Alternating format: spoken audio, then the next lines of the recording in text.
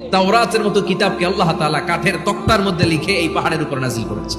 আল্লাহ নিজ হাতে তাওরাত লিখে কাঠের তক্তাগুলো সাইয়েদনা মুসা আলাইহিস সালামকে দিলেন, বললেন যাও বনি ইসরাইলের কাছে দাওয়াতের বাণী পৌঁছে দাও, তুমি বার্তাবাহ। সাইয়েদনা মুসা আলাইহিস সালাম দেখলেন ছোট্ট ছোট্ট কিছু কাঠের ফলকার তক্তা, ভাবলেন কাঁধের মধ্যে তুলে নিয়ে যাই, এর চেয়েও কত ভারী ভারী জিনিস আমি মুসা কাঁধের মধ্যে তুলে বেড়াই। কিন্তু সাইয়েদনা মুসা আলাইহিস সালাম তক্তার মধ্যে হাত দিয়ে দেখে কাঁধে উঠাবে তো দূরের কথা, নাড়াতেই পারে না। মুসা আলাইহিস সালাম ভাবলেন এদিক দিয়ে মনে হয় শক্ত, ওদিকে মনে হয় নরম, ওদিক দিয়ে ধরি, ওদিকে টান দেয়, ওদিকেও নড়ে দেয়।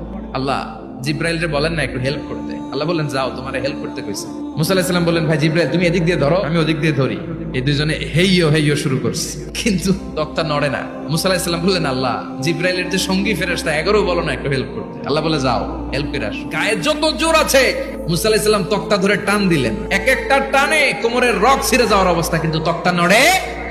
আল্লাহ ডেকে বললেন মুসা রক ছিঁড়ার দরকার নাই, আর ঘেমে অস্থির আর ঘর্মাক্ত হওয়ার দরকার নাই। আসলে তক্তার এত ওজন না, কিন্তু তক্তার মধ্যে যে বাণীগুলো আছে বাণীগুলো কার? এগুলো আমার দেওয়া কিতাব, এগুলো সাধারণ দুনিয়ার বাণী নয়, সাধারণ কথা নয়।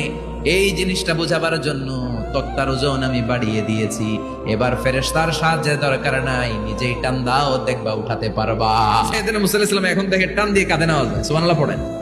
বিশ্বনবী মেরাজে যখন গিয়েছিলেন সাইয়েদনা জিব্রাইল এই তুর পাহাড়ে বিশ্বনবীকে নামিয়ে বললেন আল্লাহর কাছে দোয়া করেন। বিশ্বনবী বললেন জিব্রাইল দোয়া করলাম, কিন্তু কোন জায়গায় কোন পাহাড়ের উপরে আমারে নামালা? সাইয়েদনা জিব্রাইল বললেন নবী এটা আপনার ভাই মুসার পাহাড়, তুর পাহাড়। সুবহানাল্লাহ।